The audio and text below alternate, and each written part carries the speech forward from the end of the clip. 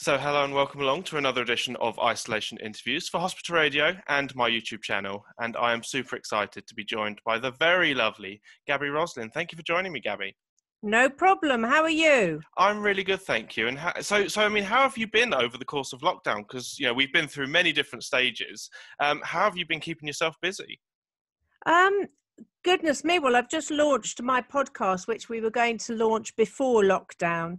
So that's been really, really exciting for me. So we sort of held it off and then realized that we could actually we could do it and it would make sense in lockdown. So that's why we launched it. I think it's about 7 or 8 weeks ago now. So that's been great. And with some dear friends and big stars, and it's quite overwhelmed me with the amount of people that have said yes.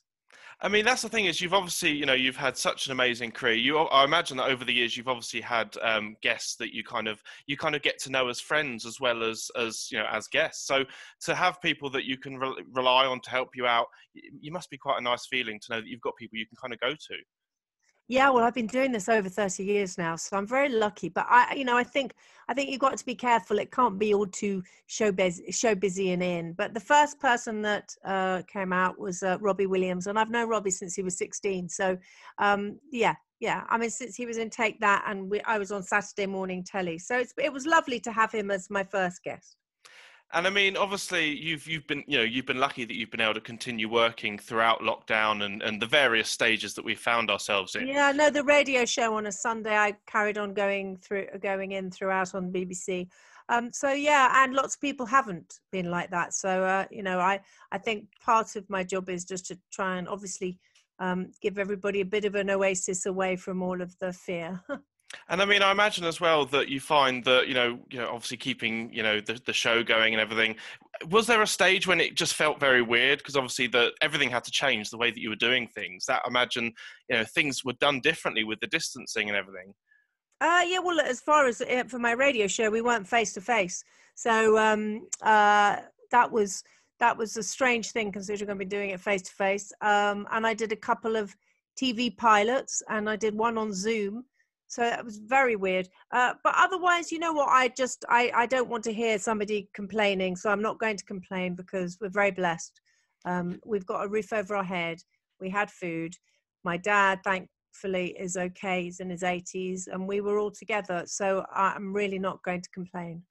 And I mean, we are very lucky because we have such an amazing National Health Service, the people that were out on the front line. Oh, my word. They just still continue to be amazing. All the people that work in the National Health Service are phenomenal. And I've always gone on about it.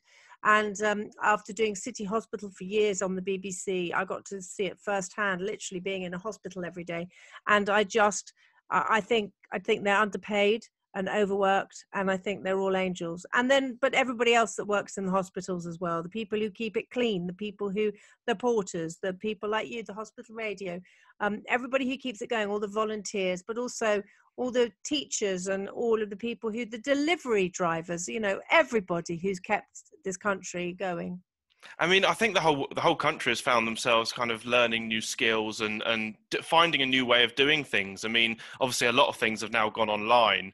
Were you quite good at the online stuff before? I love tech. Yeah. So I've always been a bit of a tech fiend. So that was all right. But, I think like everybody, if you hear the word Zoom again, you might go mad because, my daughter who's at university, she just messaged me and I just said, I'm Zooming. And I didn't even know what that was this time last year.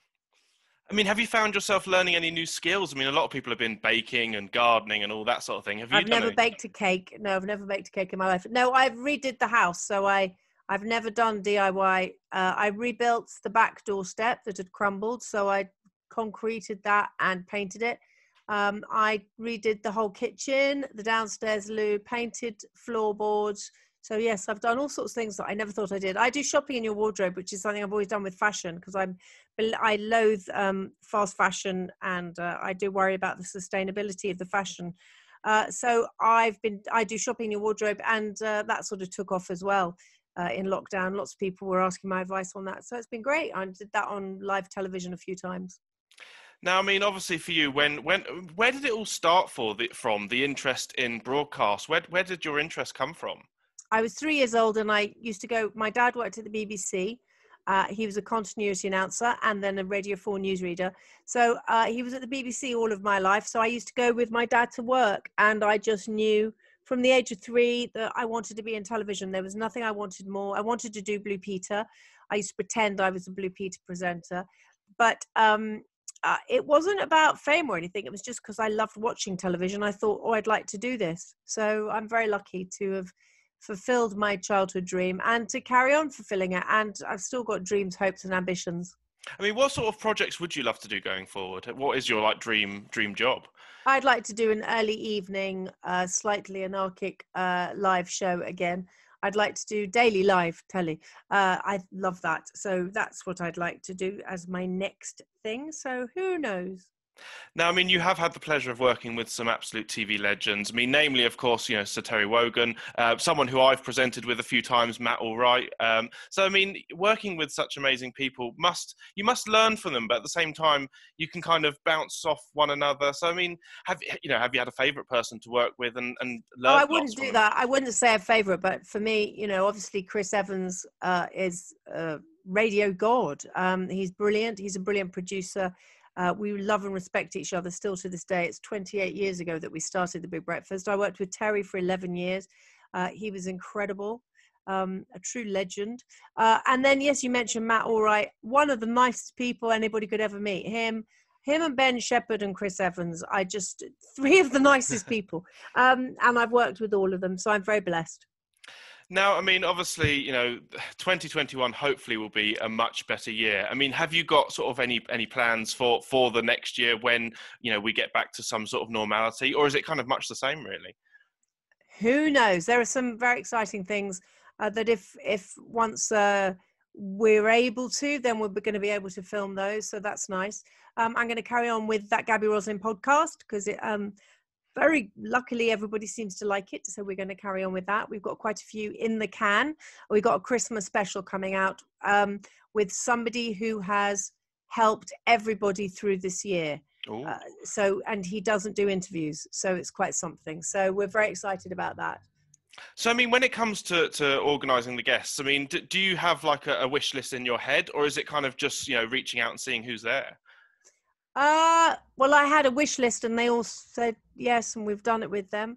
So that's very lovely. We've got some very exciting people lined up. We've already recorded them. It also, obviously, if people are doing shows and now they're getting in touch with us to say, can they come on it? So it's lovely. Now, I mean, obviously, it's been an absolute pleasure talking to you. I mean, well, thank you. For me, you know, talking to someone who's done broadcasting for you know, and done it so well for so long, it's always. Can I just ask you about your background? Did you paint your walls? Did you paint your walls? No, so that was actually my parents. I'm actually at my parents' house. Yes. Oh, lovely. How are they? So they're doing very well. They're both key workers on the front line. So they're both. Are they? What do they do? So my mum works on the checkouts at Sainsbury's, and my dad. Good lady. And my dad is a Tesco's delivery driver. Oh my goodness! So really important throughout all of this. So as I say, as a family, we've kind of continued on for majority of the year, really. And you've obviously had lots of food. Yeah, lots of food. Now, I just want to say, absolute pleasure talking to you. Thank you so much for giving up your time. But before we go, any messages for the patients listening in the hospital? Yeah, listen, just get through it. We'll all get through it together. And I wish you all a speedy recovery. I wish you well. I wish you lots of smiles, lots of happiness, lots of light. And if this is going out before Christmas, I wish you all a very happy Christmas and a very healthy New Year. Thank you so much, Gaby. It's been an absolute pleasure. Of course, keep safe, and thank you again for your time. Thank you. You take care, and happy Christmas to you as well. Oh, Bless thank you. Bye, Matthew. Bye. Bye.